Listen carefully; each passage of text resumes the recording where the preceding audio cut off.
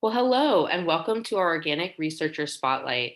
My name is Mary Hathaway, and I am the research assistant with the Organic Farming Research Foundation, also known as OFRF. The Organic Farming Research Foundation is a nonprofit organization that works to foster the improvement and widespread adoption of organic farming systems by cultivating organic research, education, and federal policies that bring more farmers and acreage into organic production. Today, I am pleased to be joined by Dr. Ashfaq Sial. Dr. Sial is an associate professor at the University of Georgia Department of Entomology. He earned a PhD in entomology from Washington State University. His research focuses on understanding the biology and ecology of economically important arthropod pests of perennial fruit crops and utilizing that information to develop sustainable integrated pest management programs. Much of his current research is focused on the invasive species Drosophila suzuki, the spotted wing Drosophila. Thank you so much, Dr. Sial, for joining us today. Thank you, Mary, for having me here. Great. Appreciate the opportunity. Well, wonderful. First, I thought we'd start out. Could you tell us just a little bit more about yourself? Sure. My name is Ash Sial. I am currently a blueberry entomologist at University of Georgia. I grew up in Pakistan, did my education until undergrad there. I did master's in United Kingdom, then flew over Atlantic to get my PhD at Washington State University. After graduating with PhD, I started my postdoc at UC Berkeley, and then did a short postdoc at Cornell University, then landed at University of Georgia in my current position. Since I started here at the University of Georgia, my assignment has been working with insect pests of small fruits, helping farmers develop sustainable IPM programs. And the timing was such that when I arrived here, spotted wing Drosophila, which is an invasive fly of Asian origin, was a serious issue that farmers were facing. And I started with this pest as soon as I landed in this position and have been working with this ever since. So I want to back up and just ask, what led you to become interested in entomology? That is a very interesting question. And as I mentioned, I grew up in Pakistan in a very small village. It was a small rural community of a few hundred people. Basically, we had a family farm until high school. After school, going to farm and helping with farm activity was my daily part of the daily routines, in fact. And we used to grow, it was sort of a mixed farming with some animals and crops and mixed crops, all kinds of field annual crops for the most part. Wheat, rice, cotton, sugarcane, these kinds of crops. When I was in high school, this issue started, this cotton whitefly that actually also whitefly itself became a serious pest of cotton, and it also transmitted this cotton leaf cutter virus. And that decimated our whole cotton in that area, large area. We were not able to produce cotton anymore because of that issue. And that is what prompted my interest more in, doing something about insect pests. Being, growing up at a farm, agriculture was something that I knew and was familiar with. The thought, if I could do something about it, it'll have a huge impact on farming communities and helping them, grow their crops better and make their livelihood better. I love that, even in my current position, it is part of my job to work with farmers. And that is the part of my job that I enjoy the most. That's awesome. That's really wonderful. So you've mentioned you spent most of your faculty career on spotted wing Drosophilus, but I'm interested what your motivation was for conducting research on organic production systems. That's a good question. When I started here, Georgia is blueberry production is growing in Georgia at a really fast pace. We were not at the national scene in, say, 10, 15 years ago, but now we are in the top states producing blueberries. And we, in fact, topped blueberry production in 2014, right? 1 year after I started here. We were the leading blueberry producing state in the nation. So majority of the production is conventional, but when this fruit fly came in and it became pest, it caused a lot of damage. And when an invasive pest comes in, our first sort of go-to approach is to use broad spectrum insecticides to control it. And then while we are thinking about other more sustainable options, and that option was valid and it worked well in conventional systems, but for organic systems, we did not have those weapons available. That is where, when I heard the stories of organic farmers struggling with this management of this pest, that's when I thought, well, we need to do something. We need to dig deeper into biology and ecology and investigate and behavior and investigate, more alternatives to broad spectrum insecticides that can be used in organic systems. 2022, it's just earlier this year, OFRF published the NOR report, which is the National Organic Research Agenda. It's informed by surveys and focus groups of over 1,000 certified organic farmers and ranchers across North America. And 41% of the farmers cited and 57% of BIPOC farmers cited pest management as a substantial production challenge. Organic farmers are really feeling it. And spotted wing Drosophila specifically was named by farmers as one of their biggest challenges. So I feel like this conversation and like you said, the research that you're doing is incredibly timely. I'd love for you to just tell us a little bit more about this project and your research work on it.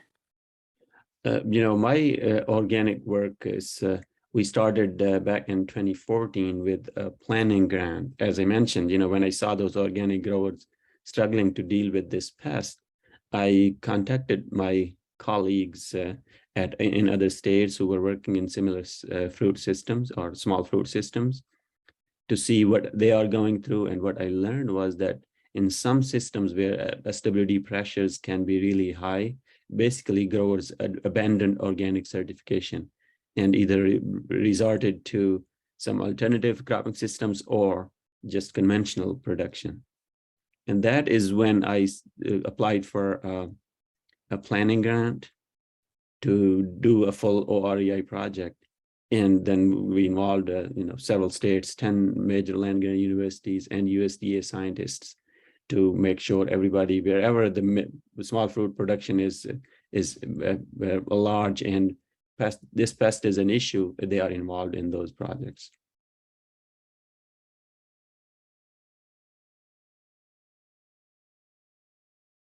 2015 to 2018 was our first phase of OREI, when we focused more on basic biology and ecology of this fly, because it's invasive pest. Understanding that was extremely important. And at the same time, we investigated alternative new chemicals that are organically acceptable, that are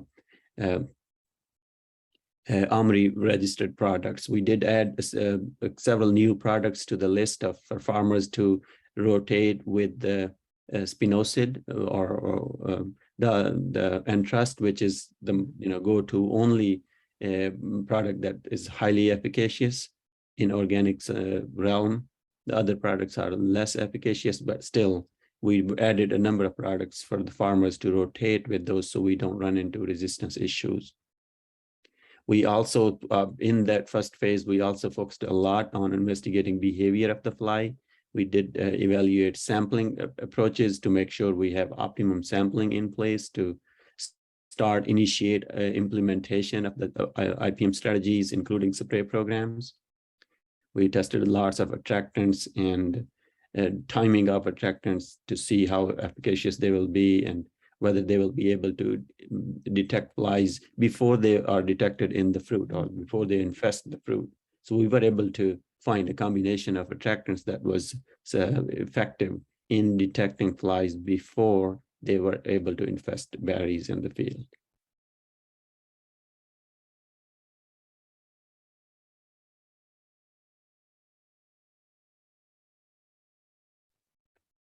We also evaluated cultural practices. For example, two practices that we focused the most was canopy management and floor management. Canopy management was primarily to thin the berries, for example, bushes heavily, so more light comes through the bushes, through the canopy, into the zone, middle of the canopy, where most of the fruit occurs. And that is where this fly comes in and lays eggs in the fruit. And once we open up the canopy again, the rationale behind that was that once we open up the canopy, more light will come through. It will reduce humidity a little bit and increase temperature a little bit. And that is what creates an environment less conducive to this fly, for this fly to survive there and thrive there. So, and that's one strategy that works in some systems. Another floor management strategy that we focused on that involved primarily investigating different kinds of barriers that we can put on the floor. For example, black weed mat, or some reflective mulches, or some other materials that we could use to cover the floor. Again, rationale behind connecting it back to the biology of the pest was that these flies, when they are completely done feeding as larvae inside the berries and ready to pupate, they come out of the berries for the most part to pupate. And during that process, intentionally or unintentionally, they drop to the ground and get into the soil to pupate. Hmm. Goal was to have some barriers on the ground, so flies, when they are larvae, when they drop to the ground to pupate, they will not be able to get into the soil and will be toasted and killed, because the surface of the barrier or weed mat or reflective mulches is not generally hotter than the ambient temperature. So that way they will be killed and will not be able to complete their life cycle that way.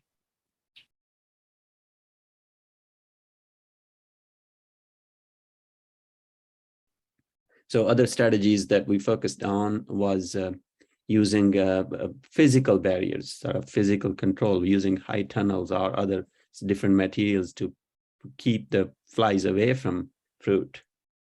And that was one strategy that is foolproof. Yeah. While it is very expensive, it is foolproof. If you are able to implement it on time, you can get 100% prevention from the infestation. But it obviously, because of the costs involved, it works better at a smaller scale economically. Yeah. However, some farmers we have worked with over the years, they have been very creative in using or repurposing materials that they had at the farms for other purposes to create those structures to put the covers on, and all those ways to minimize the cost as well. So this strategy prevents 100% protection from SWD in blueberries, and really high, close to 90% protection in, excuse me, in blackberries and raspberry systems. Mm. Did you find anything surprising or worthy of further investigation on spotted wing Drosophila from this work? Uh, a couple of things. When we looked at the behavior of this fly as it responds to those attractants that we tested, a number of attractants, and some at the time we were working primarily with natural products. But then some of our colleagues in different projects, they also extracted some materials from the fruit and purified them and also used them as part of the attractants that are commercially available. But we thought at the time that, especially in organic systems, and it could also be useful in conventional systems, to combine two approaches, using those attractants, combining that with chemical insecticides to develop an approach, attract and kill. So we can attract the flies away from fruit to that attractant source, and then have insecticide mixed at the target site in with the attractant, where they can come in contact with insecticides and get killed. What role do farmers play in your research? And are there ways that farmers can help researchers like you on spotted wing Drosophila or pests like them? So farmers have played a key role in our projects and can do the same with other projects like this, because whatever we do, we directly work with farmers. We do very smaller amount of work in the lab setting. Most of the work that we did with OREI was field-based. And farmers here in my state here in Georgia, especially the blueberry farmers that we work with, they are extremely good. They are just super nice farmers. Whenever we ask them, we need a field, we have this new product, we want to evaluate, they have always welcomed us at their farms. That is key. That is the key, basically. If we don't get that support, we are not able to make progress uh, as we want to, or as we did in this project.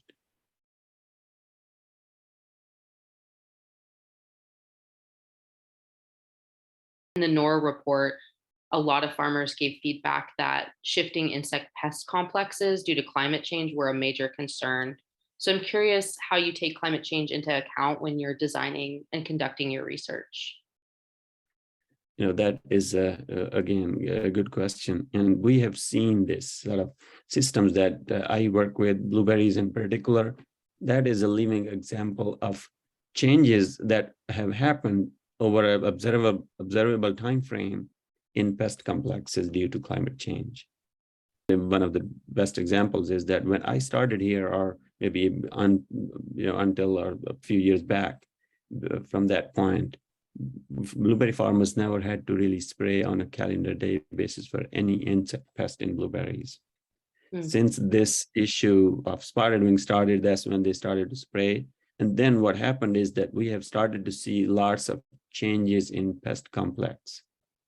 Bud mites is this tiny pest that has been around for a while here and there. Low densities never really became an issue that needed spray application as frequently. 2 years ago, we saw a scenario where we had a farmer lost 100% of the crop because of bud mites. They could not harvest. And the picture you see right behind me in the background, that is actually a blueberry bud infested with the bud mites. And that's the change, that's the change which is impacting our production system significantly at this stage. So whenever we plan something, we always keep in mind that the pests that, say, if we are applying for SWD research or implementing that research or investigating some things, we always need to keep in mind what other pests that may have become serious over the recent past or have the potential to become issues that may interfere with what we implement for SWD. That way we can consider those things in mind and also think about those things as we develop our season-long management programs or systems-based programs. I was just hoping you might be able to share any insights or advice with aspiring or fellow researchers when thinking about applying for one of these grants. This is really a teamwork. I have to say, any major grant that involves a pest of a nature that we are working with, which is a widespread issue, not in one state or not limited to even one region, which is a pest of national scope, I highly recommend or highly advise or suggest my other colleagues to consider developing a multi-regional project where you involve other regions, other states, researchers, faculty members from other states where this same pest or same issue exists. That way, there is no duplication of efforts going on. And one lab or one state can do only so much. Progress can be made much faster, many times faster, if there are consortia or multi-regional teams like these that can be put in place. And strategy to start developing those for those young researchers or other researchers who may be interested is just to pick your phone or email and get in touch with other senior faculty who have been working with similar problems in those systems before, and see how are you experiencing similar issues, or what is the extent of issues, and what strategies have you tested so far, what can we do, this is what my thoughts are, and then start to gather a group of researchers who have similar interest and are facing similar problems. So this is what I would recommend everybody who is interested in developing such project, is just contact colleagues at other institutions, put together a good team, and then work with farmers to solidify the ideas to develop a good proposal. Thank you so much. That's such a great answer. And I just really appreciate that collaborative spirit and really that mission of, we're having problems everywhere. Together, we're going to learn so much more and be able to help more farmers with it. So I think that's wonderful advice. I just wanted to thank you so much, Dr. Sial, for sharing your work, sharing some insights on how you've been able to accomplish so much. And I want to say that this is the first of our Researcher Spotlight series. So I hope we can stay tuned for more interviews that will be available on our website and YouTube channel coming soon. But thank you so much for your time, Dr. Sial. We really appreciate it. And we'll look forward to your work on thrips. Again, thanks, Mary. I really appreciate the opportunity to interview with you, and thank you for having me.